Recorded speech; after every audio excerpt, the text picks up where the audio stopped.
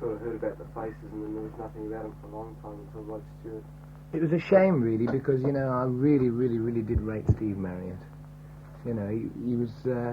when they first started, he could play about 2 chords on the guitar, but the whole thing that they built up on stage, they got one record out, what you going to do about it?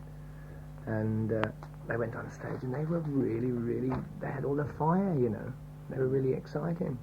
Probably as exciting or even more exciting than the who had just been around a little while at that time, you know, when they had the Union Jacks on the Vox equipment and all that. And they were really fine. And things like Ichiku Park and Tin Soldier, really good things, you know. And then and they went through all the old crap, and I don't know what they did. Organs Nut Conflict, the album? What do you think of that? It's pretty good. Pretty good. I thought they were good. But nowadays... Stevie Marriott went off to do something else. It's a pity, really, because they did all mix well musically. You know, they did, and being all the same size as well. You just go. Can we create this back to London, or what? Yeah, there's a few too many in here for me to believe it. Quite get a grip on. That's an amazing one. Actually, these are really old things. You want to scrap these quick. Yeah, I think it's send them there. Have you heard any Australian music? Like, Australian bands at all? We've seen a fantastic television show. New Faces? New Faces, yeah. Now if that sums up the Teresa Brewer, if that sums up the what's going on, you know. I'll see you guys later. See you in a bit. Bye. Farewell. What about people like Cat Stevens, Robert? Do you go for that sort of stuff? Yeah, I think he's quite good. Anybody Very else good. in that similar vein? You know, sort of the old... Have you heard Roy Harper? No. Have you heard that album, the last album, Crumbs? Stormcock. That was his last album, and that was... You did, that's something about him on the last album. Hats Off to Harper. Yeah. Oh, well, he's... God, blimey. Oh, so yeah, let's carry on with the thing. We're interrupting. Yeah, Harper's really an amazing character all round. He was in the RAF for about 9 years. He learned to play snooker with both hands and discharged himself. He was insane in the end. But he's upset. He's gone on the BBC and really said things he's not supposed to say and all that about it. Well, here I'm in the middle of everything I hate, man, and I don't really know whether it's there, but it's cool and everybody listening will understand. And it beep, bleep, bleep, you know, get him off. But he does create some amazing music. How about you doing 3.5 hours concert? When did you start doing that? After the second album was released? No, all the time. Or from the very beginning? We weren't doing 3 hours solid at the beginning, were we? Because like the early days we were doing 2 sets and that. Film yeah. But the thing was, as we got more material together, we didn't want to sing anything out, and it just kept growing. Listen, your first trip out here, Jim, I saw you in the Yardbirds when you came here the first time. What were your impressions of the place the very first trip you came out here? If you remember back that far. Well, I just enjoyed it, you know, it's just a big loon for me. I wasn't really looking at it in any sort of social sense at all, you know. I noticed too that you got up on stage then and you said with the crowd at the stadium. Remember that old round yeah, place? that was great there, actually. Had a really fine atmosphere. Yeah. You Really. got out and you did the bit with the bow on the guitar at that stage, and that was, you know, the whole audience had never seen anything like it before in the country. You know, the thing was just incredible. Were you doing it long before that, before you joined the Yardbirds? Well, not really, because I was doing session work before that. I did one session with it, but it never got released. But once I joined the Yardbirds, I started doing it. I don't think anybody else was doing it just at that particular time. The group broke up after Happenings 10 years time ago, and that was the last sort of... No. Oh, yes, probably with Jeff Beck, yes. But the group that you saw over here was one that was just the remainder. Otherwise, McCarthy... Just 4 of us instead of 5. It had always been a 5-man group up to that point. Yeah. And we recorded with Mickey Most. The less said about that, the better. Why is that? Because, I mean, because he just... permanent, you know, he's pretty successful and stuff like that. Yeah, well, I'm afraid that Herman and Yardbirds aren't really in the same sort of bag, really, are they? But no, he really messed it up. You see, we had an LP to do, and we finished it in about 10 hours, I think. So much so that we had a pianist in, Stu, who was the road manager for the Rolling Stones, and he still plays on their records even now. And we did 2 blues things. And We didn't even hear the playback of the first number that we did. He said, all right, straight on to the next one, straight on. And old Stu just couldn't believe it. He said, I've never worked like this in my life. So there you go. Sounds like Johnny Dankworth that's coming out this Adelaide Festival in Cleo Lane. Do they still pull a young following? No.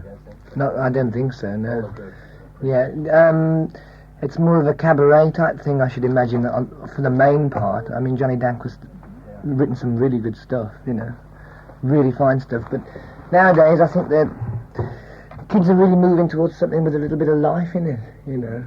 And Cleo Lane's had life. Well, I guess they're just starting to discover the fact that Cleo Lane in Australia has a voice. You know? People have just heard about it lately, but we've heard a lot of English records. Yeah, right. I was just wondering whether there was any kind of return at all to that. Not really, no. You mentioned before, Jim, the Stones. What do you think of, say, a lot of people reckon that Jagger's gone beyond the thing of a pop star to sort of a cult hero. The music is sort of suffering because of this. Do you think that's right? Well, I don't know, really. He seems to have got in with the jet set scene. I really don't know what he's doing. See, we have... I don't know how you relate that to a cult hero. Oh, the way he sort of, you know, made it to Newsweek covers and stuff. And, made it to. well, I mean, you know. Well, I never knew reached it. What I think now to appear upon. when he had his Catholic marriage, I think. What about this movie performance? James going to be side of that as well? Yes, Yeah. I've seen that. It's good. That's really good. Haven't you seen that, Hugh? It ain't, is it? Oh, it's fine. It's really fine. It's a pity they ban things like that. They ban Uncle Dirty and Wildman Fisher and all that. What they don't know is that they can ban it. It's not the filth they got to worry about, you know. Yeah, but it's just the guys who are there to ban them. Yeah. We have to change it then, won't you? Yes, we'll help you do that. Just don't mention our names. Did you like the Stands last album? Yeah, that was alright. There's some good things on it, actually. Yeah. Any particular Stone stuff that you liked? Beggar's Banquet I really like. That was a good one. Sympathy? Well, yeah, the whole thing really, or most of it, was really good. You know, that's where the faces come in. You see, that sort of sound. You know, the Stay With Me is like a little bit like that. You know what I mean? Right, they sort of rocking along thing, which the Stones have been doing for quite a while. And Chuck Berry even did it. Like the boogie type film. I always liked Satanic Majesty's Request because that was more or less the last complete one with Brian Jones, wasn't it? Or was it not? I don't know. But it was a good one. It was at a time when it was fashionable to put them down. And everybody sort of following Pepper and being on the hills with the Beatles with the electronic freak out sort of thing. When they got into Satanic Majesties, they seemed to follow a track. The Beatles would do something, and they'd sort of. I'm sure they'd be the first to admit it too. Well, They did seem to sort of follow in the Beatles. Do you find that lyrics are pretty important with what you're doing there? Like yesterday you said that people said that I was a millionaire, but I'd spent more than a millionaire. Ah, well, that's a bit. That I would never. I love that song. If you has Howling Wolf got any records out over here? Yeah, there's Howling Wolf's London sessions. Oh yeah, well forget that. And go. On Cheshire, man. Yeah, right. There's an LP in England called Going Down Slow, and those are the lyrics off Going Down Slow. Please write Mama, tell her the shape I'm in. Tell her to pray for me, forgive me for my sins. Now, they had those chest sounds were so fine, you know, the recordings, the riffs, you know, the whole feel of the thing, and Howling Wolf's voice, you know, and everybody's just, well, Smokestack and Spoonful, You'll Be Mine, even Martin Bolan's pinching bits of it there, you know, that You're So Sweet, and all, that's Howling Wolf, you know. Yeah, sure. It ends up into... And Well, if anything, I reckon it's better than before, except for the lyrics have suffered terribly. You know, but then again, I say he's filling a gap that a lot of people have declined to associate themselves with for a long time. You know, and you've got a lot of kids who don't really want to look at David Cassidy or whatever his name is, you know. And old Bolan comes along with a few sequins and takes over. I reckon there's sort of a mini phenomenon now in England with sort of T-Rex and Slade, all that sort of battling it out. Oh no, Slade I've known for years and years. They lived not far from me, and I don't think they could ever take over anything. They're really great blokes, you know, but I don't know. I reckon Noddy Holder's got a pretty sort of incredible way of insulting buildings to almost... Yeah, well, he's always been doing that, and he's never been cool to do it before. Since Whole Lot of Lovin', do you think that you'd really, set off deliberately in another direction to get away from that constant delivery, or? No. You can't say direction is something that people can only talk about if they're not involved in it. Because the direction is really a strange word, in fact, when it comes to creation. There's so many kids in a place like here, down here in Australia, we get these things a while after you put them out, that would hang so long on a thing like Whole Lot of Lovin', and they keep looking for something else that's going to, vindicate their good, strong feelings for something like that. Maybe it came up in that stomp. Well, yeah, but what about Immigrant Song, The Hammer of the Gods? Yeah, well, it tends that way. The Hammer of the Gods, Bard, Man's Anatomy. Fine. It depends what you want to... I mean, a lot of people used to boogie to Whole Lot of Love, and I don't know what else. That record must have been a part of so many little scenes. But I'm sure we've... it's a far out bit of what they're really, hoping to strain for, I think. They keep looking for that all the time. That's that echo, far distant lost thing down inside the dust. Give us more of that. Oh, but it's there, really, but it doesn't come necessarily electrically. Things like Friends on the third album I reckon, had as much bite, and it was just as, it got through just as easily. If a lot of things are really obvious, that sort of hits them smack in the face, and they can grab hold of it, and they've got a hold of climb on straight away. Yeah. It's just a thought, a lot of little kids say that. When you were pretty much young, when you were listening to radio and bopping around, what was a record that really got to you and had a special sort of, was something happening with you, a record that really stood out in your mind, say back in the rock era, or some record that's really grabbed you for some reason that was sort of a really personal thing to you? Was there any type of record you can remember like that stands out? Oh, there were so many. From when I had a record player in 1960, and I was a lot younger than this then, and the first things I did was try and get the records that I'd only heard little bits of in the initiation stages, and I suppose it was the early Presley things were the things that Lordy Miss Claudia and Trying to Get to You, and I mean, we did Lordy Miss Claudia yesterday. It's just there was such a sound about it again. It was on a par with those chess recordings that Howlin' Wolf did. It was a sound, not on its own, but it had such a refreshing sound for white people to turn out at the time, when there was nothing else but Rosemary Clooney and... What about the Carol King stuff of the early 60s, like these take Big Carol and Drifters Up on the Roof and gear like that? Did you get into that stuff? Well, I did. I really liked it. Might As Well Rain Until September and things like that. And I was still praying for Ricky Nelson and these people to keep it going. Oh, I wasn't totally a softie though. It was just there was something about Bobby V's voice. I like to try and mimic people sometimes, and I find that the only way to do that is to roll your jaw from left to right at about 90 degrees. To sing Rubber Ball and things like that, more than I can say. Well, the other day out at John's place, we listened to that Bobby Darin thing. Yeah, well, some of that... The Mac the Knife thing. Yeah, and off it came. No, it came off there. As soon as he got the Mac the When he Knife. got to the old schmaltz, we took it off. See, so many of those are and those things, and Splish Splash, they were all right. Did you have a big Buffalo Springfield? Oh yeah, very much so. The all that group really, but really they were at the best when they were Buffalo Springfield again, Rock and Roll Woman and things like that.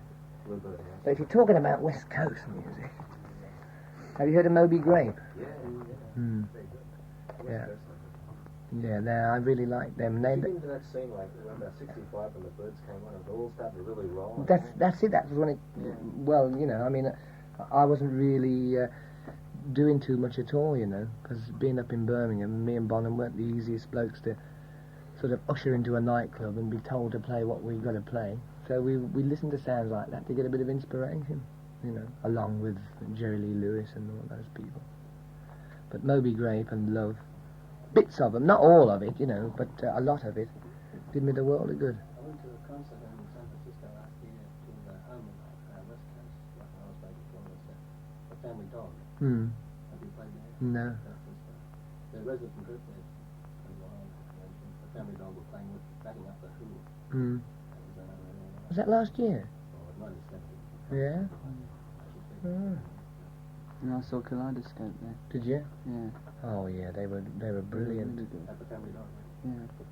Yeah, have you got an It's the album best called group. It's Beacon one of from the Mars? best, most exciting groups I ever saw, because So millions, actually. you just didn't know what they were going to play next. Each number was so different, and the change of instruments, and they were so accomplished in the instruments.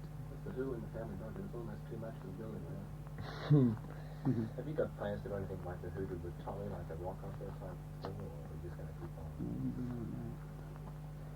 Is it true that you I don't know. Who knows where you're going? I suppose. What do you think? With what record-wise, we work about a year ahead, don't we? Or even 18 months. Yeah, we've got a lot of ideas that are turning around.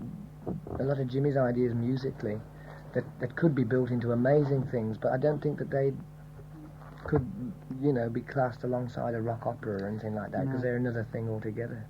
They look to be an amazing thing to get into, but it's just. Almost too pretentious, maybe. Well, I don't know, because you don't It's really just know this how they work. classification thing. I mean, You got to find a slot.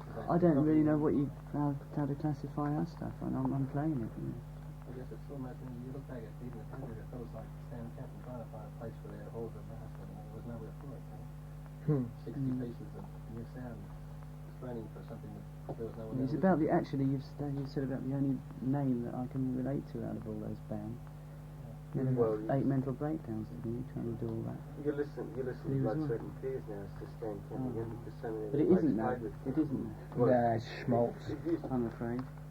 It's not. It's just not good.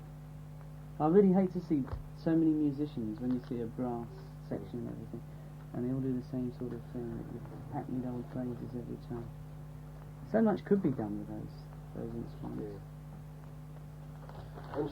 On stage, you're all pretty happy and more or less dig what you do. When you're recording, what happens?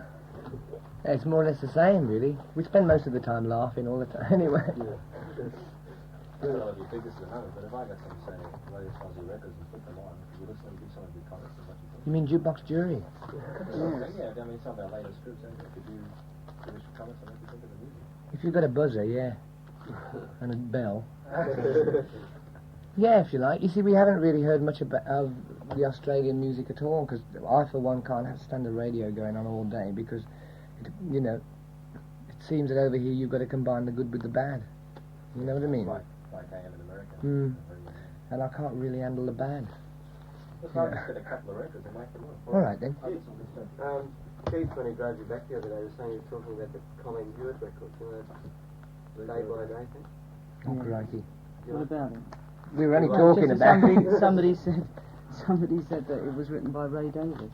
Yeah, I That was think it was basically the essence of the conversation. we couldn't believe that Ray Davis could write anything like that. It was, it's from that place. Godspell, right? But somebody said that. See, that's why we were going on about it, because somebody said that he had. There's a studio down in Melbourne, and they stuck it through the business. It's supposed to be the worst produced record they'd ever heard. Worst produced? Yeah. Oh, I don't really like it. Do you find you get a lot of rumours like what I told you in the car floating around? Like you might just comment on something and you find that... Oh, there's so many things going around, but it's, well... What can you say? Somebody's got to talk about somebody, haven't they? Try that with the Queen. Family, is that group still operating? Yeah. Do they enjoy any acclaim? Well, yeah, really, they've been quite a very constant group. I can't really understand why they haven't done a lot better than they are doing. But then again, they're not doing badly, They're working constantly for a good amount of bread. I think it's... we didn't really know when things had taken off that they'd taken off. Because you can't really tell, you know what I mean? Because you go to one town and get a reaction, but there's 10 million other towns. It's a mass Yeah. way of building and breaking. The concert there yesterday, there was this 14-year-old Swedish girl. Oh, She flew all the way from Canberra. Well, why didn't you tell us? Hey? You've been telling us all these stories about all these great birds you saw. You wouldn't believe what we're doing. You would believe to give a chance. Incredible. What about people like Cocker and Leo? Yeah, why don't we talk about Freddie King? Yeah, Cocker's good. They don't dismiss him. Yeah. Cocker's great. It's just that Leon Russell... Yeah, right.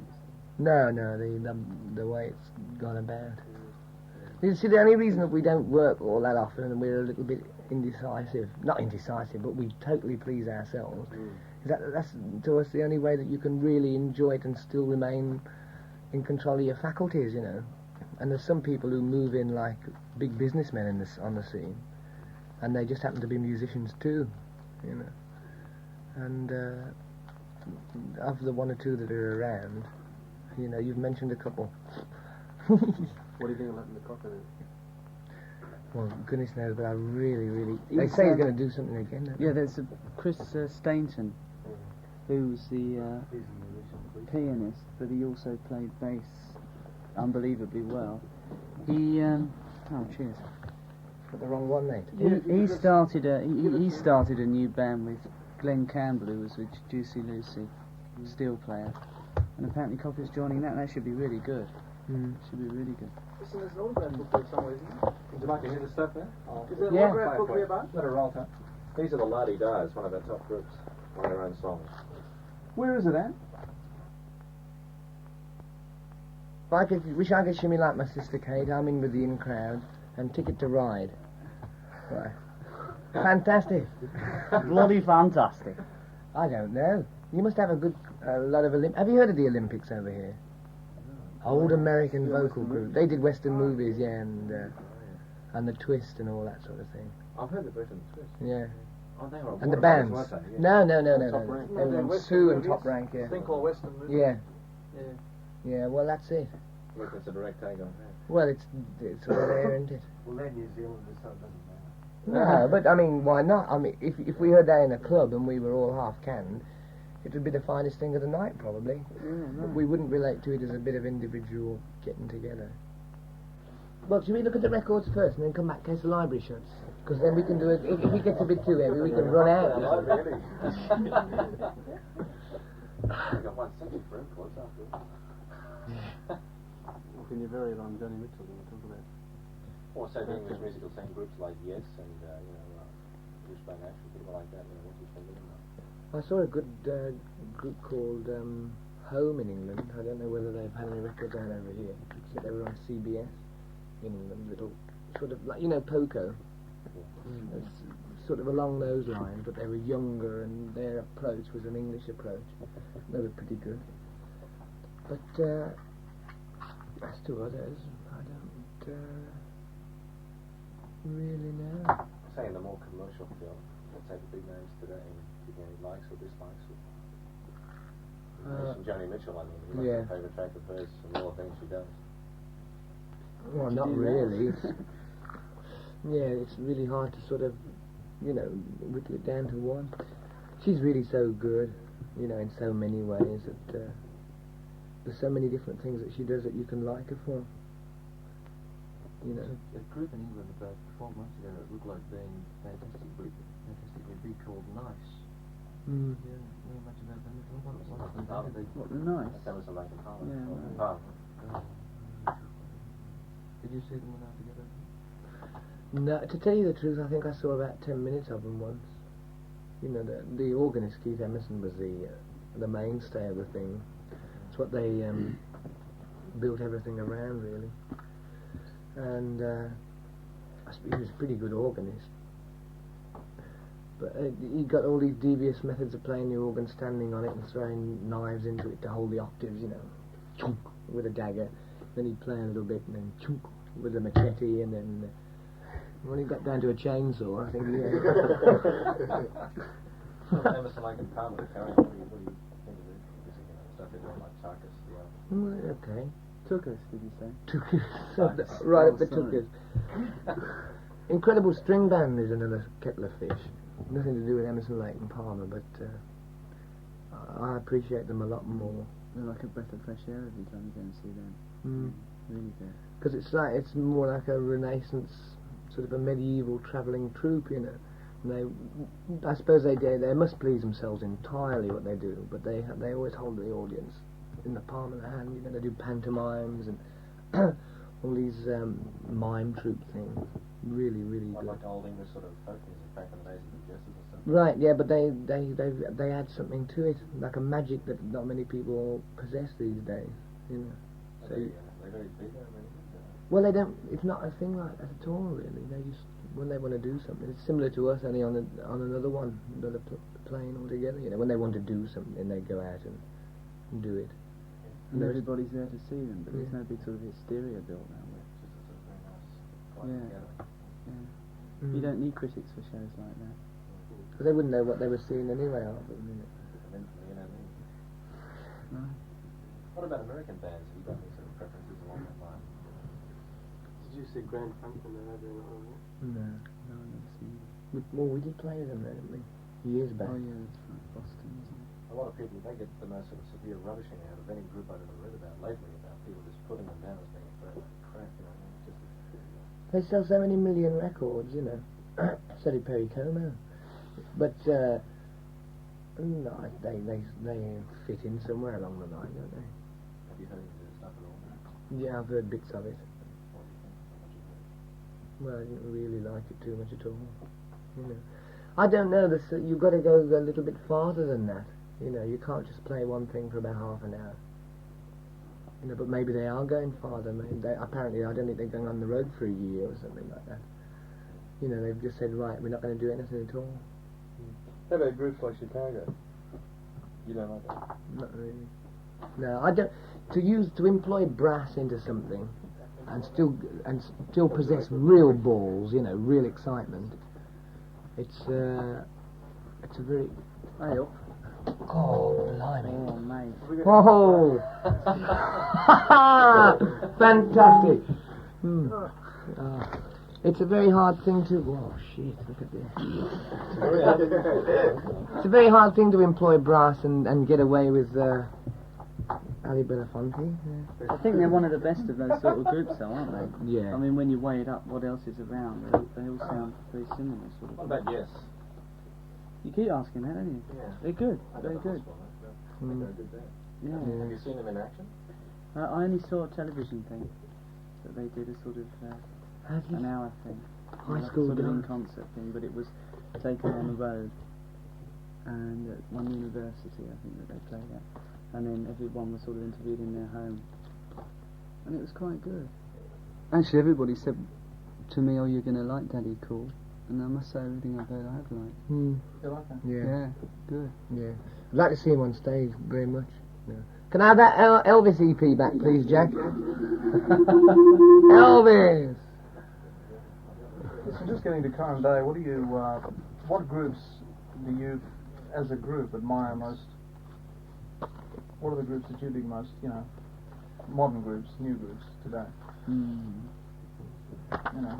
Ones that you consider have potential that are going to be big or what? Trouble is, most of the groups that I really liked a lot have broken up. Like Kaleidoscope and Fairport. In those particular eras, you know, Fairport with Sandy Denny was a good one. You must But have I like an album. Yes, I must admit I do like them. Have you got that album with Sandy Denny with Legion Lee. Legion Leaf, No, it's not released out here. isn't it? Well, that is a fine Yeah. album. Isn't she with Fotheringay now?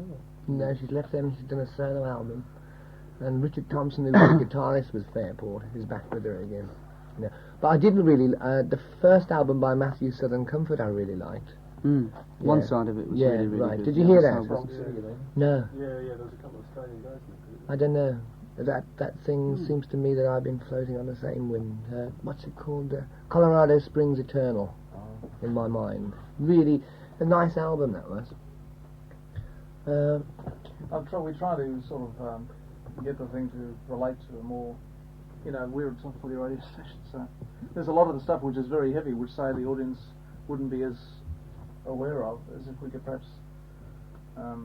Well, that doesn't you really are matter, you. does it? Because that's not You are our fault or No, your no, fault, no, really. no, that's- It's I know, I'm you're happy. asking us what we like, and Yeah. that's really Yeah. what we like. Well, We what can't I'm really asking say you we like. perhaps is, what do you like that is commercial? Well, we like anything. You can't really. I don't really know where commercial begins and stops because. The stuff that you hear played on stations or on top 40s or. Well, this is why Yeah, I what- started in the beginning. I try and avoid listening. You see, Yeah. there are people who turn out really good stuff, who have to be ignored because there isn't a palatable audience for it. Now there really is, you know. I mean, it's up to you to give them a really good cross-section of good sound, you know. I mean, this is the problem in England, really. The kids have had to go out and they've had to go on hearsay so much, so that reputations are built on hearsay. You know, like people like Fairport Convention and the original Fairport Convention were really good. Well, even yes, had trouble when they started to get everything. Well, we had to go to Christ. America. We went to America because nobody would book us. Nobody would bill us as Led Zeppelin. We were the new Yardbirds, you know. And as soon as we got our first rehearsals underway and we went in the studio, we knew that we weren't the new Yardbirds, you know. But they weren't prepared. Like nobody's prepared to sort of say, fair enough, off they go, and this is a new group called Led Zeppelin. Which you know. record gave you your identity? Well, they only won the first one. If you know the history of the group properly, we recorded it in about 30 hours or something like that, less than that. And that was 3 weeks after we'd formed. All these constructions on things like How Many More Times and things like that were Jimmy's baby, really, and they were so amazing that the other three of us were taken back by it, you know. And it was the enthusiasm put into recording that first album. It shows it, doesn't it? Yeah, right. You can. You know, I mean, it just went bang, and every night was such a gem. Every night was so good to be able to get out there and play it again, you know. Because the constructions would lead to different things every night, like they do even now, you know. Actually, what you could be saying is that you'd like to see, in a way, not maybe FM radio, but radio with perhaps a freer outlook towards everybody, a special channel that could just contribute and play records for people like you're talking about. I mean, I realise that you've got to keep your listeners, and a lot of the listeners are probably into to some things, but they don't really. The things that are going down on radio a lot, I've played like 4 times. I mean, every time I put the radio on, I hear one song 4 times, and I go, oh dear, you know. Like radio can educate. Radio can brainwash, you know. But do you think FM will ever get into England? Yeah. I mean, they're having hassles now with apparently they're supposed to be getting commercial stations. Do you think it'll get it? Yeah, well, that's going to be worse than what we've got now because the people who are buying that, the ones who are going to get the licenses for that, are the big sort of newspaper magnates. All these people who've got the bread, so it's just going to be just as bad as it was before, really. It's not as though it's going to be any breakthrough commercial radio. It's just that there'll be more channels. Anyone doing anything, right? Yeah, but who Well, no, knows they're- whether they'll use him? You know, I mean, John Peel really deserves the biggest pat on the back of all of them in England. They try to sweep him under the carpet, Yeah. as it is, really. You know, they put him on at hours when they hope nobody's going to be listening. Oh, he's the one who virtually got everybody aware of what was going on. You know. He was the first one to start giving people a chance. You know, people that you would never normally hear. In no way at all. They might just be playing in arts labs. Like medicine head and things like that. Well, everybody from the word go. Also, really. what's his name? The mad banjo player. Oh yeah, what's his crumbs? What's his name of the piano? All sorts of. Well, you might as well call it like the same thing as the Incredible String Band, that moving around and giving a show. You know. Well, he did, on his programs he'd have a bit of everything. You know, so as the people were suddenly aroused. You know. Re-aroused, like the Presley arousing, you know, you suddenly found out that there was a lot more content to it than met the eye, because like Radio 1 reckoned that they were doing the country a favour, but really all they were doing was beating the music into the ground, you know. Yeah. Because you have to pass an audition to get to be able to play on Radio 1, and people like Terry Reid, who are really, really gifted, failed. Because of the material, not because of the fact that he was a brilliant And that's singer. top 40 for you. Yeah. And they tell you even the top 40 of your standard, because at least you play the records by the artists, however good or bad they are. But in England, you get like a copy of it, you know, by somebody in the studio. It's a needle time. Hmm? Because you've got no needle time. Yeah, and because they got no insight, the people who are doing it, you know, civil servants. Listen, talking about identity, do you think, have you heard Deep Purple lately live? No. Do you like it? I don't know. What about that clip that Ian Gillan said about Zeppelin? When he came out here, he said that your songs weren't strong. You were suffering from one. But what about their first LP? There's one thing on there that sounds like a direct nick of one of ours. And plus another one that's a nick of Bombay but Calling. he also said that he felt It's they a were Beautiful Day. influenced, up until that point when they were here, they were influenced by too many things by everybody, and they didn't have an identity. And they were very worried about the fact that they didn't. They didn't sound like anyone. Well, why do you... Hang on. What an issue, eh? Sounds like the Houses of Parliament, doesn't it?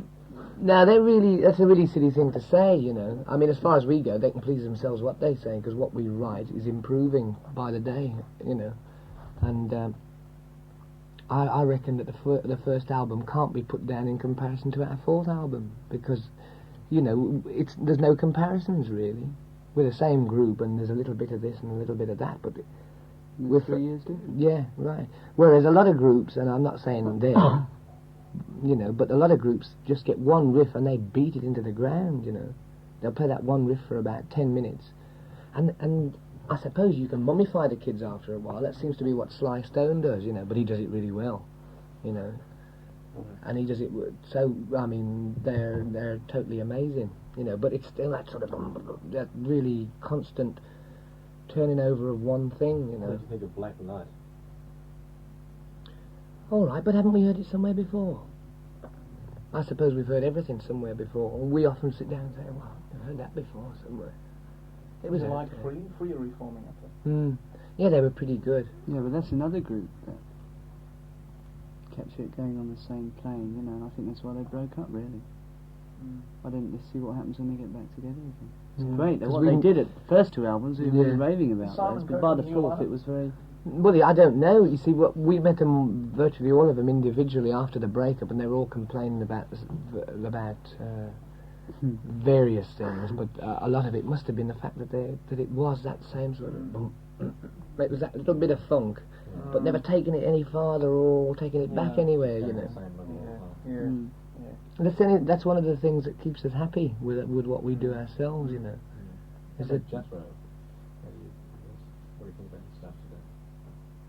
well, we did about 15 dates with them in America on one tour, and the whole setup of that group really amazed us. You know, the manager wouldn't let them go out with us because we were decidedly tearaways and hooligans and all that.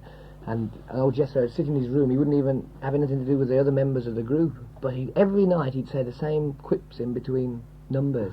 And when it comes down to that, you know, he'd hold his flute up and say, how do you like my phallic tin whistle?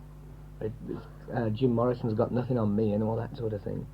You know, but night after night after night, so that really stops you going any farther into listening to them, you know.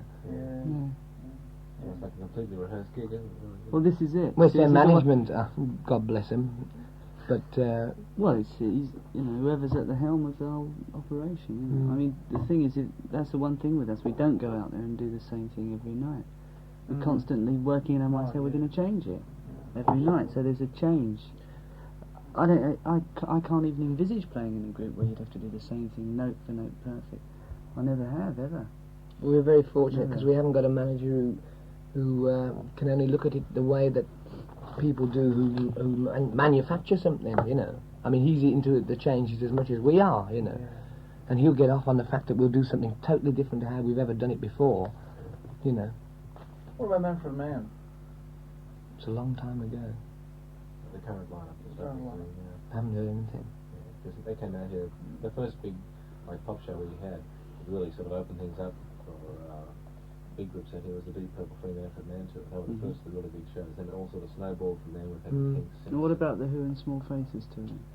Oh yeah, but I'm saying, you know, that was a fair while ago, and there was a sort of a gap after all that stuff, and then the Deep Purple one was the first big one that came after that. That was brilliant, actually. I should imagine that Who and Small Faces. Who were great. Yeah. Well, I should imagine the Small Faces were. They were too.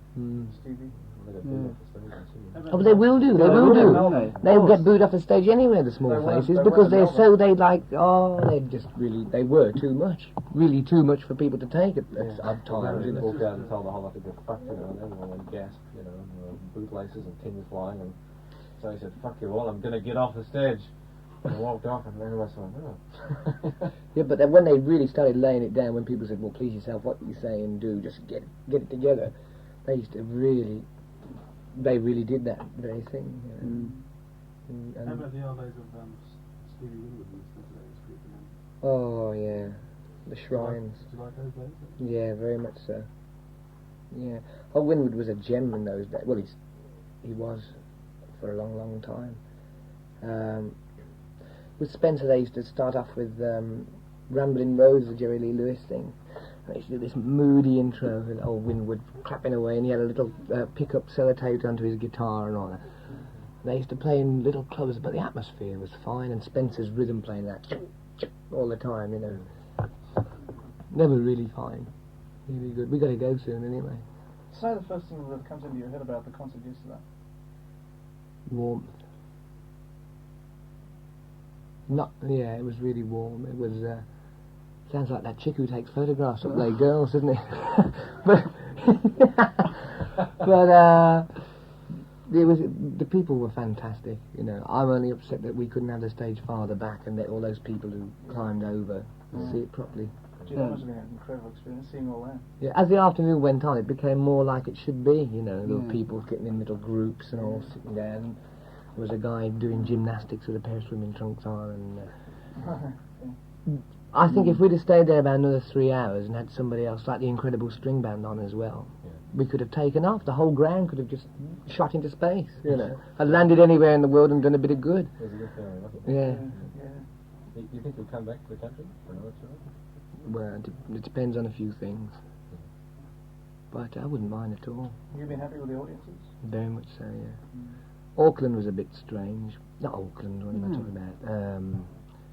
What was that other place we played? Begins with A. Adelaide.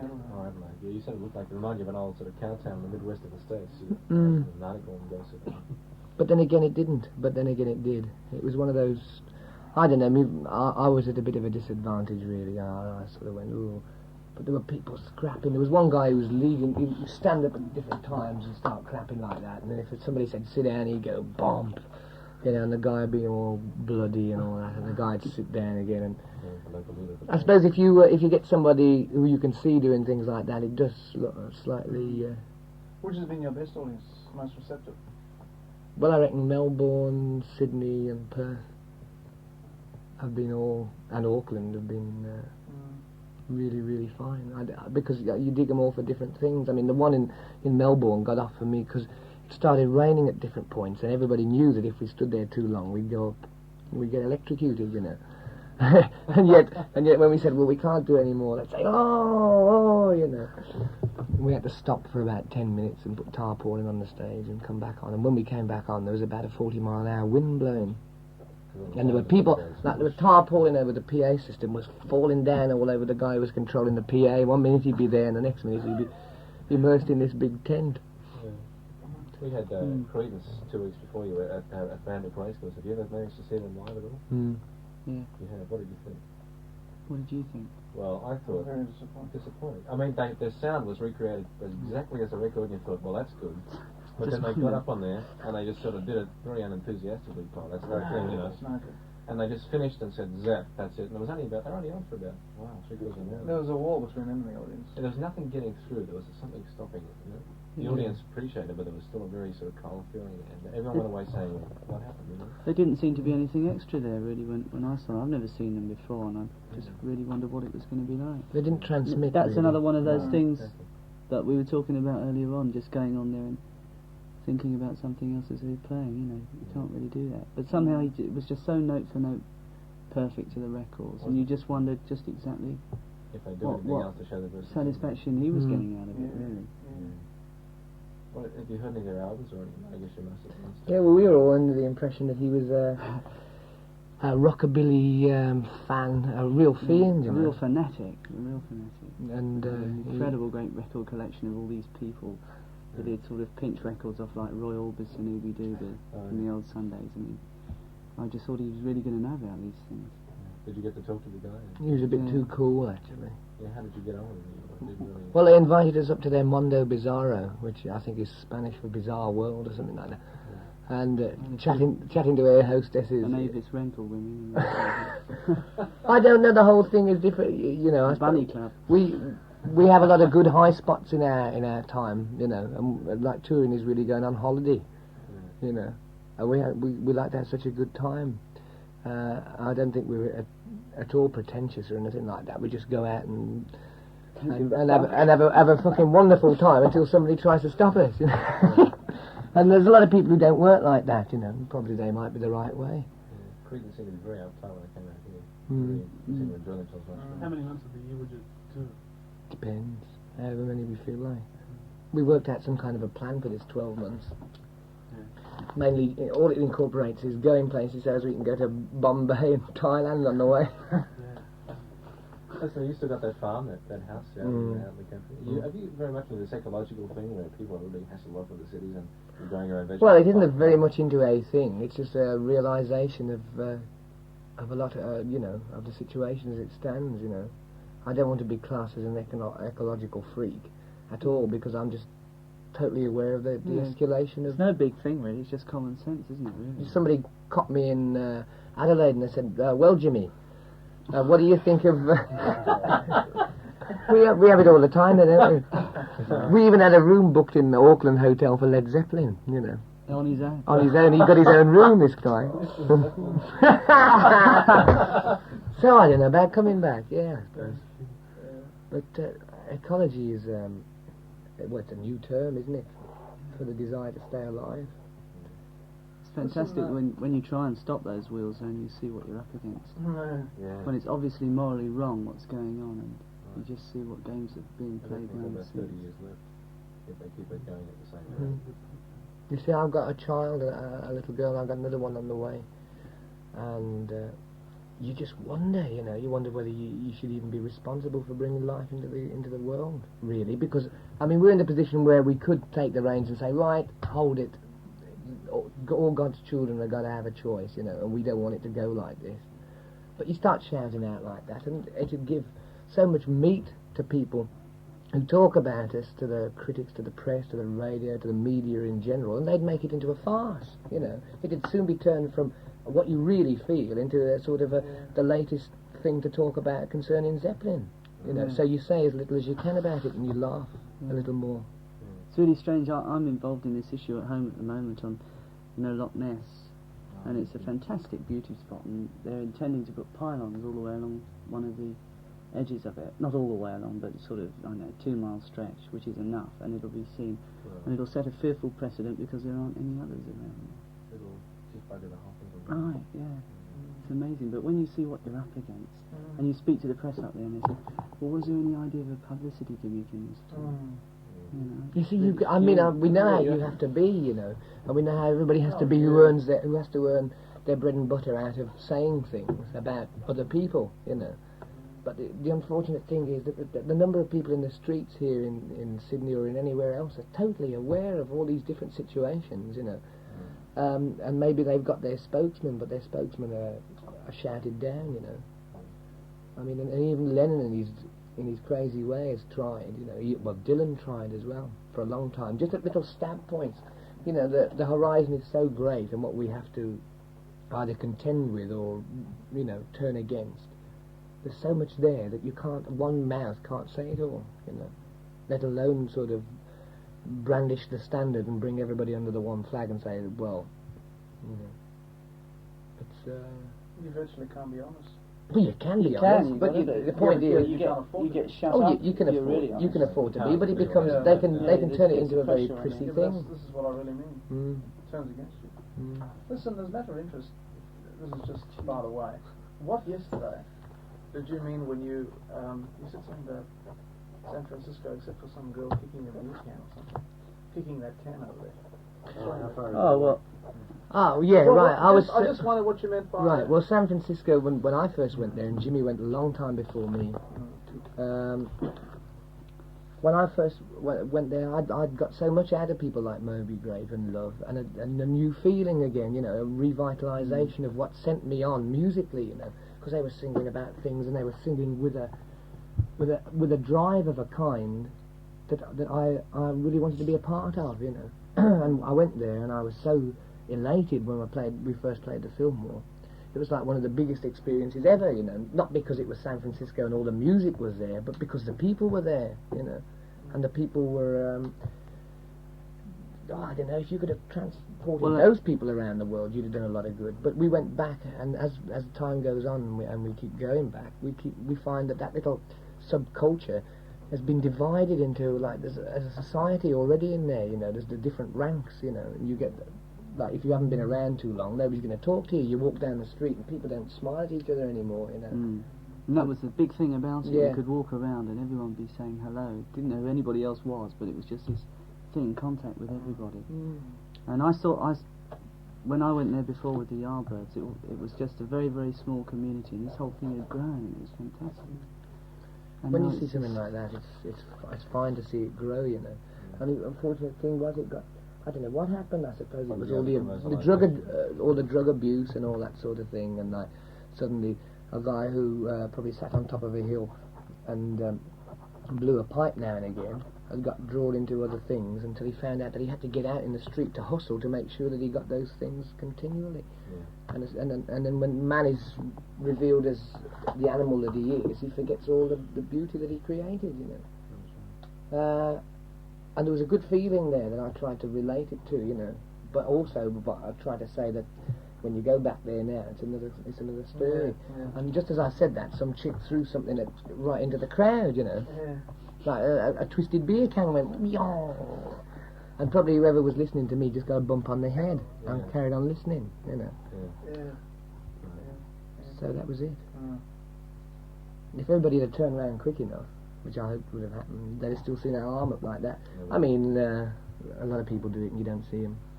It was like a guy at one of the Stones concerts who chucked an Eddie Jagger and just happened to catch who it was, you know. And it was really incredible. He shook his American and said, he said, you want to throw eggs at me? He said, come backstage, I'll throw a bloody bucket at you. And I was like, didn't want to zap onto this poor cow, you know. Not poor guy, they shouldn't have done it, but, you know. They saw him, he thought he'd get away with it, and he just got caught in the mid-act of the egg leaving the hand. It was really, you know. Yeah, but what is all that about? Oh, just something. I know, but I know. Really hung up, isn't it? It's probably just some guy who think, you get them in every concert. You get one little pile of people. But they should not be there, you know. They should not be there at all, you know. That's what you've got to fight against, right? You know, the whole. Well, that's what the people who come have got to fight against. Such an end to get it together. I mean, every concert that we've had, apart from yesterday, it wasn't quite so apparent because the Sydney audience seemed to have it really together. Actually, the whole sort of thing between them, and it was really disciplined. All this sort of running across, you know, when they started to run towards the grass, I could see all the police sort of going, well, wait a minute, what's going to happen here? And they were really cool about it, and the whole thing just mellowed down into a really good feeling. But the one problem that we have come across, when the audience haven't got it together amongst themselves, is this standing up and sitting down. The people who want to stand up and the people who want to sit down. And you get all these people shouting out, sit down, sit down. You know, it just gets too much, especially when you're doing acoustic numbers. But you see, we spoke to the chief of police beforehand, and his Hoppo, and I tell you, those two guys were as cool as anybody who was sitting down. Because they realise the situation, they realise that you can aggravate something by sending in an element that is now, you know, I mean, if you send the police in, it's unfortunately, you're asking for trouble, you know, because like everybody's got a bad name, both sides of the fence to each other, you know. So this guy realised that the stage should have been pulled back another 50 yards before the day begun, right? And that if the people, they expected that many people, then these people should have been accommodated, you know. Otherwise, you do get trouble because people are jumping out the stands and running across. I thought this is going to be another Perth, you know, and we're going to have to flee quickly with ripped garments. But no, they didn't do that, see, and that was where they really pulled it out for me. Because as soon as they sat down and went, right, that was when the concert started, you know. And we dug them as much as they dug us, I think. No, it was a magnificent concert. Have you got another album ready to go after 4? Won't tell you. Righto, next question. You were saying in an interview that you used all those symbols to stuff up the mass media just so they just couldn't label it. That was just the premise behind using all the symbols you had for the 4th album? Well, it wasn't just that, but that certainly came One of into the it. reasons. You know, that, as soon as you saw them going, well, yes, well, let's have more information on the title, please, and all this sort of thing, and you realise it was more afoot, this. But those symbols certainly carry a bit of plunged them weight. into chaos. Sure they did. You know, don't worry. Can you explain some of the symbols? Well, I don't know. To take another round. Well, I wanted to see us on the telly. It's too late now. Have you got a TV here? Why don't we cut it off now and come back after? Well, we probably missed it, haven't we? 6:30. Oh, is it? Right. Oh, let's go and watch that. Right. Over and Roger and out for a Another bit. cup of tea, go down really well. Yeah, a cup of tea and we'll stay the night. You were saying about American Pie before, you know, about the record itself, about listening to the words. Do you think it's all about the American rock scene and Buddy Holly? Oh no, well it's about the whole lot by the sound of it, and that includes the English. You know, about how it began. Did you write the Book of Love? I mean, when you start off a song like that, then you end up where the music thing is now on the second side. I think can't we play both sides of it, one after another? Because I'm sure that what you do is on a top 40 station or whatever this is, you're going to play the one side, you know. Yeah. But the story is. But we're going to listen to the others. But the story is really, you know. Yeah. I think because it's such a sort of, that chorus is so catchy and you relate it to other sorts of things that you've heard before like that, you bypass the lyrics. I must admit I did the first time. I dismissed the whole thing When out you of hand. Then when I listened to the lyrics properly, it was like a big revelation of what it was all about. Yeah. Yeah, I really like to put that into the thing, just because of the fact that a lot of people would just say, "Oh, there it goes," until they. You probably That reference to American Pie. No, well, it's nothing to do with American Pie. It's just Oh, the lyrics in general. yeah. Mm. On that. Do you feel that a lot of people are right? A lot of people sort of say that in most, you can do a lot of gigs today and you get up and a whole lot of people will say, yeah, really great set, man. And you think to yourself, well, I played shit house and I just con them, because a lot of people that try and say, yeah, you really sounded great. Yeah, you don't never think con you them. con them. You just feel really cheated that you know that they thought it was good. Well, you know when people say, yeah, great man, you know they're just saying that because they want to talk to you for about a quarter of an hour. Some people really mean it and they've missed it. You know, they've missed the thing that you could have been a bit better, really. And you just feel annoyed that you couldn't play better. I always get that every night anyway. And I do, most of the time. But a lot of it is to do with the audience, because you can be playing incredibly well, you know, and if the audience ain't quite how you like it, you know, and you become a specialist as they are, or in fact twice as specialist as they are, because you're dealing with like tens of thousands of people en masse, you know, in one go. So to get that good flow in, that exchange of feeling, like we give them something, they give it back, and so we give them more and they give back more. Until the rapport just keeps building. Have you ever considered cutting a live album? I wouldn't mind, actually. It's just catching it, you know. Some nights are out of this world, you know, that we'd be totally happy with. And you bet a pound to a penny there's not a recording machine in sight, except for some bootlegger with a mic on a broomstick, you know. Who's saying they're making a lot of bread will make it sound bad, so they're swinging the broomstick round in there. So have you had any of your stuff that's been known to be bootleg, selling pretty well in the States? Have you had any reports? This must really, I suppose, shit you off. Oh, well, because it's a terrible reproduction, you know. Live on Blueberry Hill was dire. You know. And especially when that one came out, it was at the heyday of bootlegs, and bootlegs were costing about double the price of a legitimate LP, which seemed totally unfair, as they didn't have any overheads like a proper record company, and the quality was bad, and it should have been at least half price, shouldn't they? That would have justified bootlegs in some way or shape or form, but as it is, they're still more expensive, I think, in England, just a little bit more, but at that time they were double, and for a double LP, which is what that was, it was costing a lot of money. But we gladly rush out, and I know Jimmy and Yeah, I we rushed out to get Dylan bootlegs. Quick, let's get in there, you know. And we'd go in, and the guys would sort of go totally pale because they got ours just next to the Dylan bootlegs, you know. So I mean, we've got to own up. What was the reaction when you saw your first bootleg just lying on the shelf there? Oh, I remember I put it on, and I was so disgusted at the sound that I threw it in the river. Then I tried to get another one from somewhere. Well, hello. Hello. Welcome to On the Air. Okay. I'll tell you what I would like to hear in the middle of it all. Got anything by Dion? Any of the old stuff? You just... Which one? Something like The Wanderer or The Majestic. Ruby Baby, Ruby that's a Baby. good one. Yeah, because these people... Have you got My Girl the Month of May? Which was a Dion... They reformed about 66. Oh, please, yeah. If you got an album You heard that? No, My Girl the Month of May. No. It's great. They reformed and they just did this Oh, one when they had record. that one album when they reformed, and they had this. That's right. It is an a LP. building or something, It is the an Belmont's LP. going back That's like right. that, My yeah. Girl the Month of May is a single that I've got. Yeah. It's good. He had a he's still got a superb voice. I saw him in New York. Funnily enough, when you put on that Aztecs thing, it reminded me of some of the singles that he started to put out. Hoochie Coochie Man and all those sort of I things. remember You that, know, yeah. it reminded me of that. Although he had was a doing it great version acoustic. of It was not Memphis or one of the old Chuck Berry songs. You know, Johnny Be Good. Johnny Be Good. That was Yeah. unreal. Great feeling. He's got a lovely voice. He flows around the place like anything, you know. He's just doing acoustic stuff now. Yes, we saw it, didn't we? Yeah. What's his act like now? Just sort of like Abraham Martin and John stuff. Well, I should imagine it's changed yet again, because I heard a track in England just before we came away, which was a live album, or a cut off an album which was live, and I think it was Ruby Baby or something like that.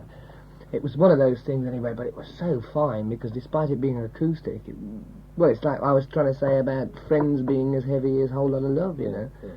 It was really, really, really good, you know. He came out here a long time ago, Dion, you know, and a friend of mine saw him, you know, sort of about 29 now, 30, and he saw him when he came out. He reckons it was an incredible thing on stage. He had the big sort of baggy pants, the whole bit, and the Belmonts or whatever. Excuse me, Dave. I wonder if the guys want to hear just the opening part of their special. Okay, Yeah, it's on there. Which is, really is going to be a good setup when they get it working. yeah. Got around to get their thoughts on Golden. Yeah, of course. This next one coming up. It sounds like we're being a bit cynical, but the point is we aim. No, we you really want. Because I mean, there was a group we saw last night, Chain. Yeah. Is it? And I mean, if you played something by them, it might be the worst thing they'd ever done, but it would be better than what we'd heard so far, because they were pretty good. Where'd you catch them? Where'd you see them? I'll tell you what, that last number, that sounded a bit like something reminiscent of the very early Marmalade things, didn't it? Yeah, right. But they yeah. didn't have that, even though the Marmalade voice. Yeah, Dean Bluebird Ford. was good, wasn't it? Mm. Yeah, they were an You know, amazing group. They had a lot And I of would lump that in books with thrown that at sort them. of thing, really. But they pulled out of it, And as soon as they pulled out of it, everybody by that time said, "Oh, we don't want to know about them," But they pulled out and started doing good things, I don't know whether you heard any of the recent things. But only when they're Not Oobla Dee Oobla Da. but- We're no, talking they about Rainbow and post stuff like that. Doobly-Dee. Yeah. How long ago were they? Is it Rainbow? Yeah, Rainbow yeah. Village. It was Rainbow. Yeah, that's one of the good ones. Yeah. Listen, this next one's by Alison McCallum. She's she's about 24 years old. It's a band and young thing called Superman.